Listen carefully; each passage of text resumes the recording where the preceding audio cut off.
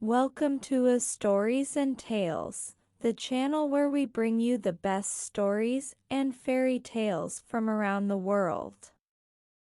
In today's video, we will be sharing with you the fascinating story of The Golden Crab from Andrew Lang's The Yellow Fairy Book. This classic tale is full of adventure, magic, and a valuable life lesson that we can all learn from. So sit back, relax, and enjoy this enchanting story. Once upon a time there was a fisherman who had a wife and 3 children. Every morning he used to go out fishing, and whatever fish he caught he sold to the king. One day, among the other fishes, he caught a golden crab. When he came home he put all the fishes together into a great dish, but he kept the crab separate because it shone so beautifully, and placed it upon a high shelf in the cupboard. Now while the old woman, his wife, was cleaning the fish, and had tucked up her gown so that her feet were visible, she suddenly heard a voice, which said, let down thy petticoat, that lets thy feet be seen." She turned round in surprise, and then she saw the little creature, the golden crab. "What? You can speak, can you, you ridiculous crab?" she said, for she was not quite pleased at the crab's remarks. Then she took him up and placed him on a dish.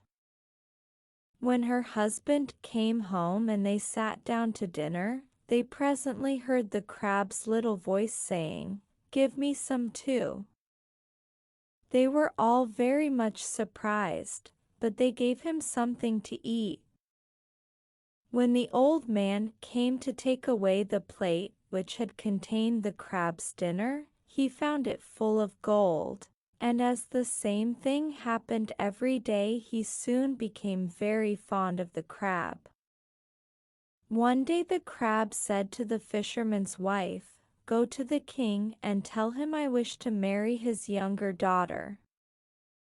The old woman went accordingly, and laid the matter before the king, who laughed a little at the notion of his daughter marrying a crab, but did not decline the proposal altogether, because he was a prudent monarch, and knew that the crab was likely to be a prince in disguise.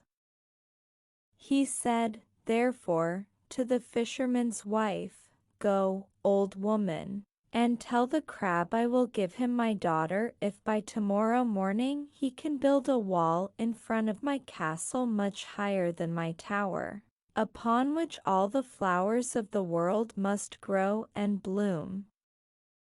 The fisherman's wife went home and gave this message.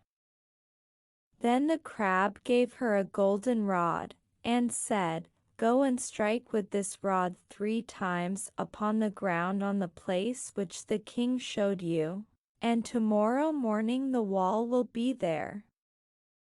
The old woman did so and went away again. The next morning, when the king awoke, what do you think he saw? The wall stood there before his eyes, exactly as he had bespoken it. Then the old woman went back to the king and said to him, "Your Majesty's orders have been fulfilled." "That is all very well," said the king, "but I cannot give away my daughter until there stands in front of my palace a garden in which there are 3 fountains, of which the first must play gold, the second diamonds, and the third brilliants." So the old woman had to strike again 3 times upon the ground with the rod, and the next morning the garden was there. The king now gave his consent, and the wedding was fixed for the very next day. Then the crab said to the old fisherman, "Now take this rod, go and knock with it on a certain mountain. Then a man will come out and ask you what you wish for. Answer him thus, 'Your master, the king, has sent me to tell you that you must send him his golden garment that is like the sun. Make him give you, besides, the queenly robes of gold and precious stones which are like the flowery meadows, and bring them both to me. And bring me also the golden cushion.'" The old man went and did his errand. When he had brought the precious robes, the crab put on the golden garment and then crept upon the golden cushion. And in this way the fisherman carried him to the castle, where the crab presented the other garment to his bride.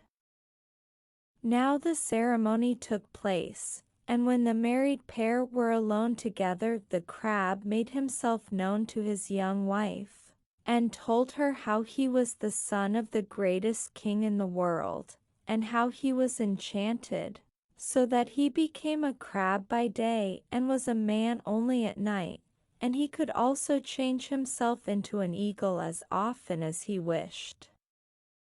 No sooner had he said this than he shook himself, and immediately became a handsome youth. But the next morning he was forced to creep back again into his crab shell. And the same thing happened every day.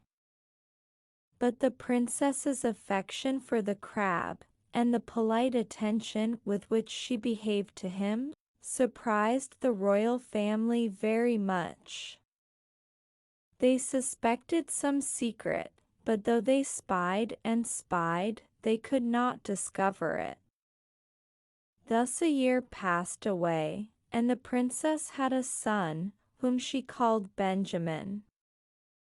But her mother still thought the whole matter very strange. At last she said to the king that he ought to ask his daughter whether she would not like to have another husband instead of the crab. But when the daughter was questioned, she only answered, "I am married to the crab, and him only will I have." Then the king said to her, "I will appoint a tournament in your honor, and I will invite all the princes in the world to it. And if any one of them pleases you, you shall marry him." In the evening the princess told this to the crab, who said to her, "Take this rod, go to the garden gate, and knock with it. Then a black man will come out and say to you, 'Why have you called me, and what do you require of me?' Answer him thus, 'Your master the king has sent me hither to tell you to send him his golden armor and his steed and the silver apple, and bring them to me.'"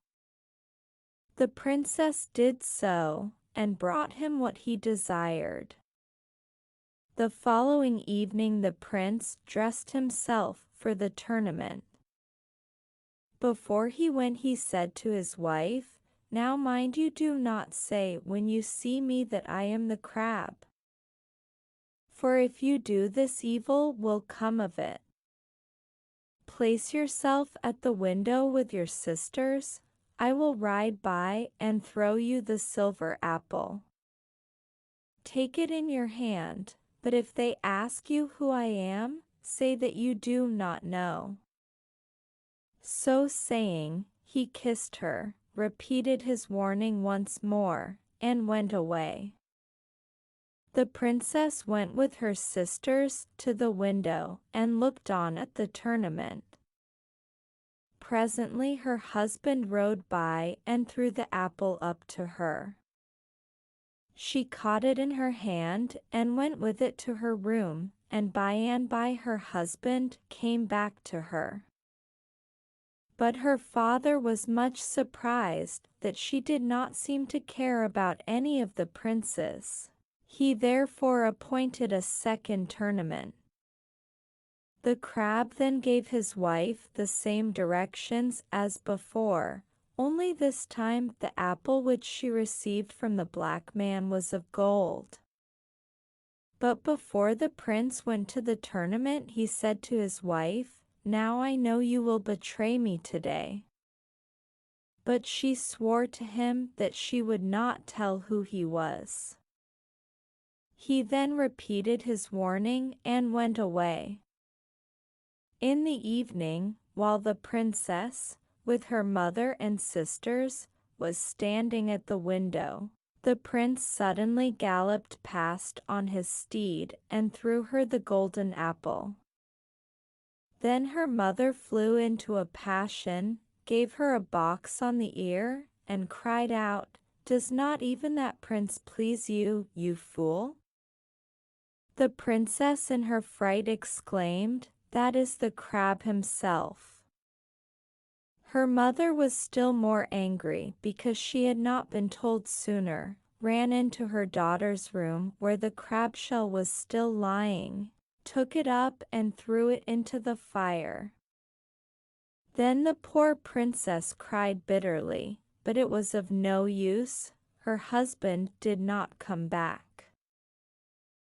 Now we must leave the princess and turn to the other persons in the story.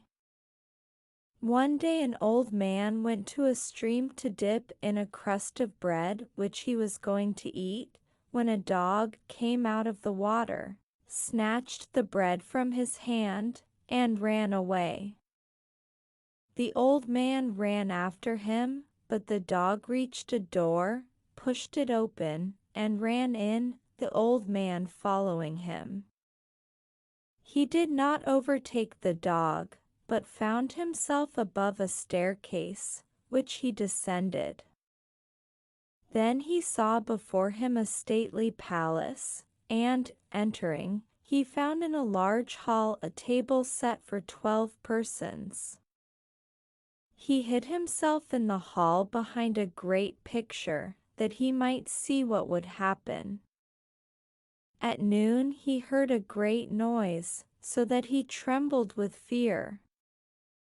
When he took courage to look out from behind the picture, he saw 12 eagles flying in. At this sight his fear became still greater.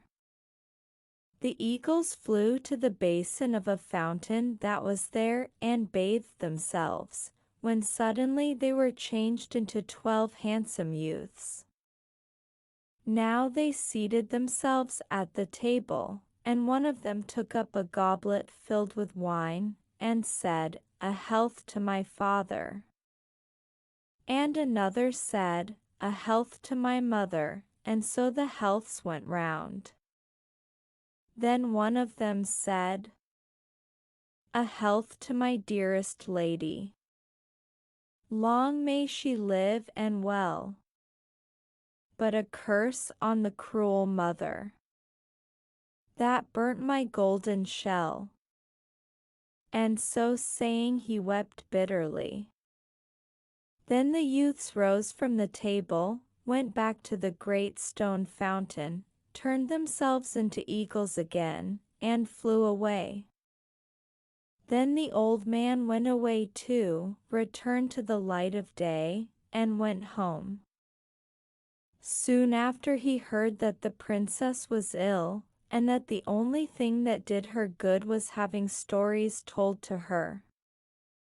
He therefore went to the royal castle, obtained an audience of the princess, and told her about the strange things he had seen in the underground palace. No sooner had he finished than the princess asked him whether he could find the way to that palace. "Yes," he answered, "certainly." And now she desired him to guide her thither at once. The old man did so, and when they came to the palace he hid her behind the great picture and advised her to keep quite still, and he placed himself behind the picture also. Presently the eagles came flying in, and changed themselves into young men, And in a moment the princess recognized her husband amongst them all, and tried to come out of her hiding place. But the old man held her back. The youths seated themselves at the table, and now the prince said again, while he took up the cup of wine, "A health to my dearest lady. Long may she live and well.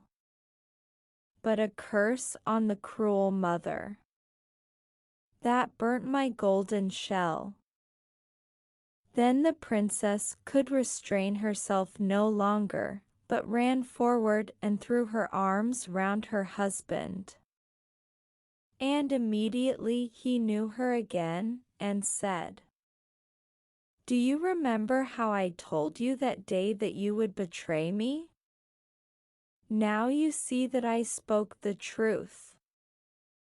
But all that bad time is past. Now listen to me, I must still remain enchanted for 3 months. Will you stay here with me till that time is over?" So the princess stayed with him, and said to the old man, "Go back to the castle and tell my parents that I am staying here." Her parents were very much vexed when the old man came back and told them this. But as soon as the 3 months of the prince's enchantment were over, he ceased to be an eagle and became once more a man, and they returned home together. And then they lived happily, and we who hear the story are happier still. And that was the story of the Golden Crab. We hope you enjoyed this tale as much as we did. If you liked this video, please give it a thumbs up and share it with your friends. Don't forget to subscribe to our channel for more stories and fairy tales. Thank you for watching, and we'll see you next time on Stories and Tales.